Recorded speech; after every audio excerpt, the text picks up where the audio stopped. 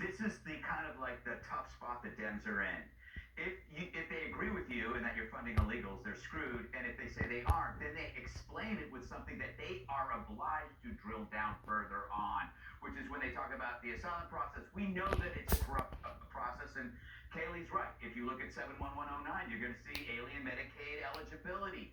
This is a process that was gamed by illegals, okay? First of all, live stream, I look back and I found out, do you know what has more views than their live stream? Rosie O'Donnell's colonoscopy. No. And it wasn't even recorded. That was 400 real person views. Look, there's no surprise nobody's watching this and why it looks bad, and it does look bad. They are humorless, they are boring, but also they don't have any credibility.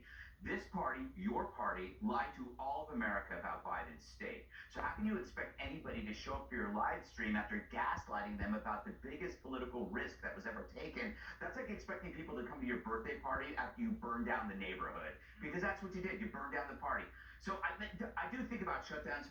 How is it a shutdown when essential services are maintained, not unessential? I know that Kennedy agrees with me on this. It does create a question in your head.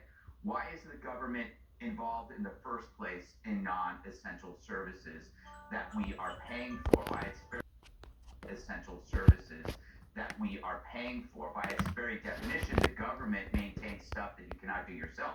So you want to talk about essential stuff: law enforcement, military operations, air traffic control, Social Security, medical care, VA benefits. These are all not affected by the shutdown. That's why you don't hear anybody complaining. That's why it doesn't make news except on shows like this. So if that is essential, isn't that enough?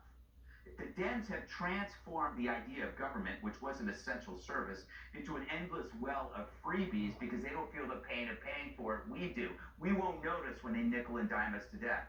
So I want to step back from the squabble, get to this essential point. How do we get here, and how do we prevent it from destroying this country? If America before Trump was a boat with a big leak in it, he came and he sealed the boat, but it's still filled with water.